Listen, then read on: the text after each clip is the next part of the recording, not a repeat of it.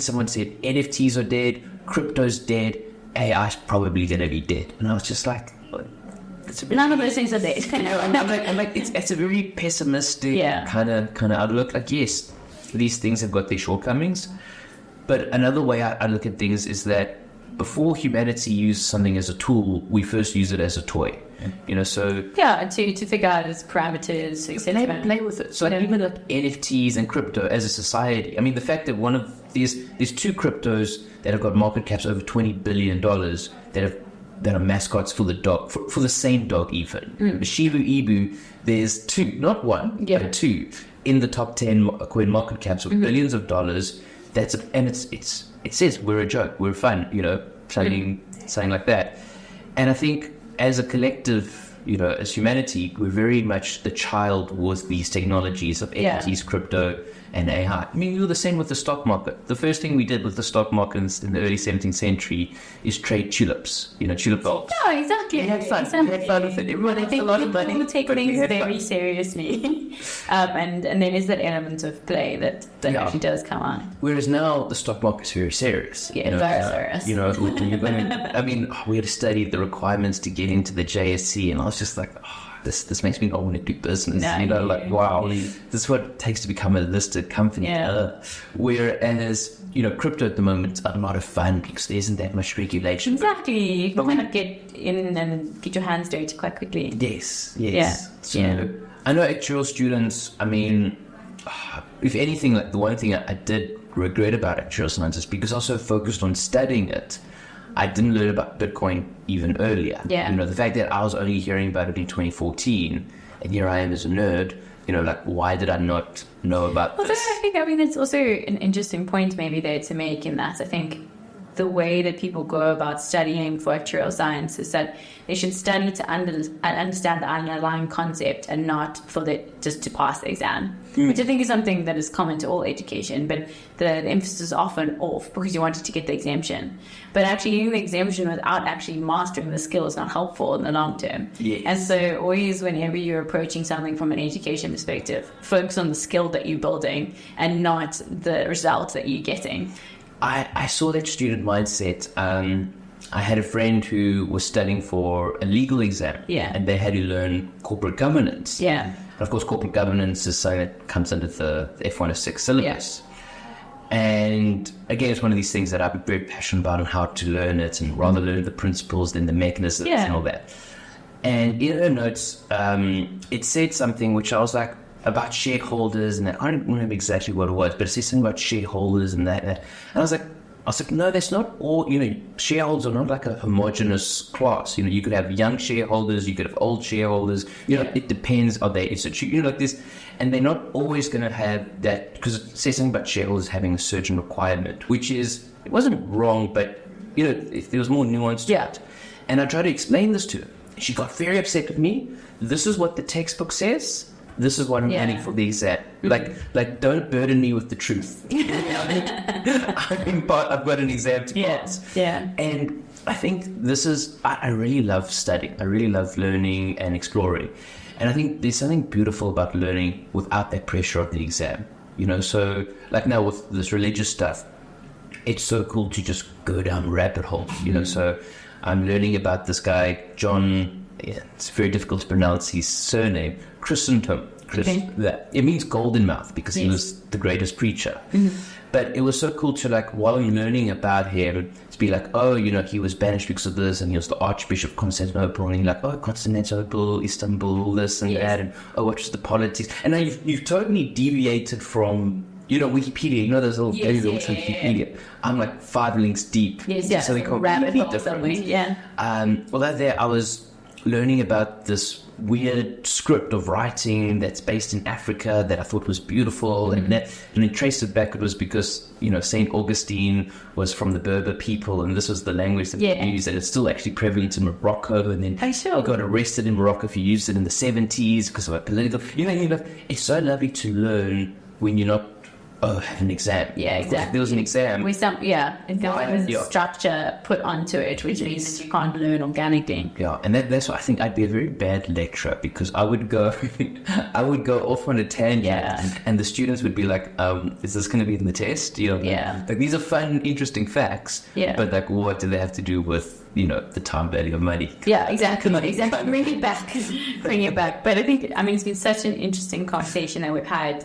One thing I would like to ask you, and I think you have kind of touched on this in various spaces, but what's a piece of encouragement that you would give to your younger self, but maybe think of your younger self as broadly younger students, that you wish you had known or you think would be really helpful in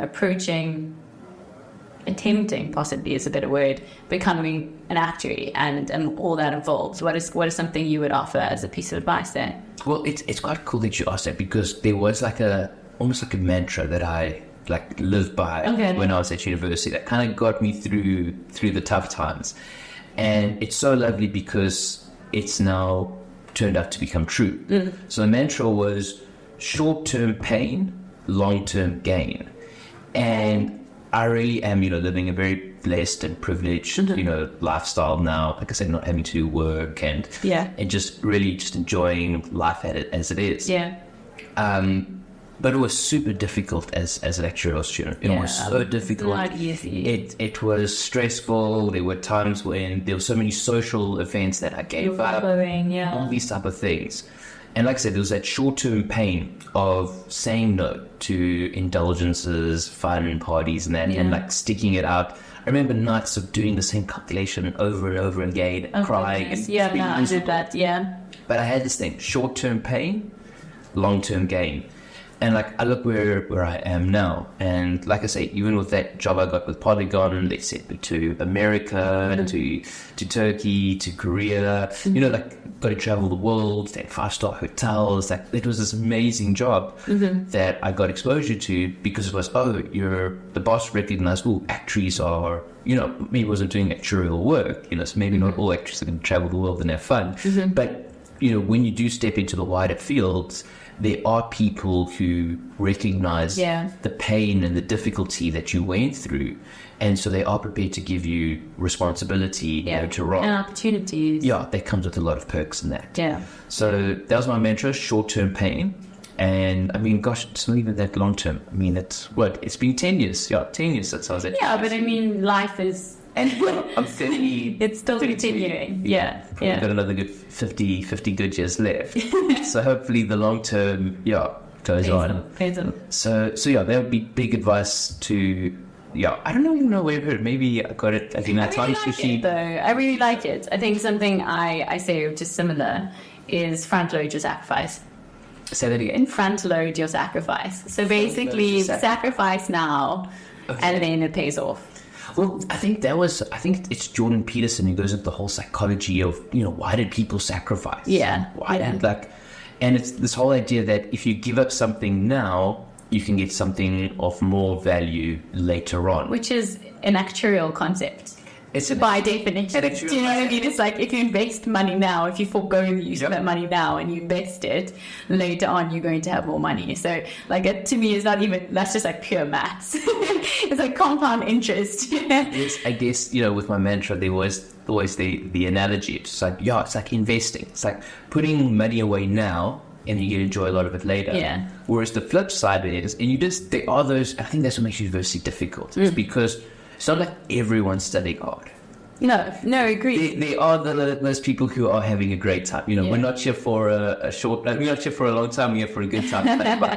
And I guess the flip side of that mantra is you could have short-term pleasure, short-term gain, but long-term pain. And that's the equivalent of someone taking out a huge loan. Blowing all their money, having an amazing time, who needs lectures? Who needs this? Let's just go to the priest every Sunday, buy bottle service and that. And it's like, then you can't expect to have a high position in society moving forward. And I think, at university, the choices that we do now, also using a actuarial thing, start to compound. Yeah, so everything compounds. It's something I've learned. Yeah. Everything in your life compounds. So if you've got a positive balance, that's going to compound upwards. Yeah. If you leave university with a negative balance because you've spent and done all this stuff, that's also going to compound downwards. Yeah. And of course, it creates, social issues going later on, but it's one of these things that we can try and make that decision now. Yeah, agreed. So that's really helpful. I think I definitely resonate with that.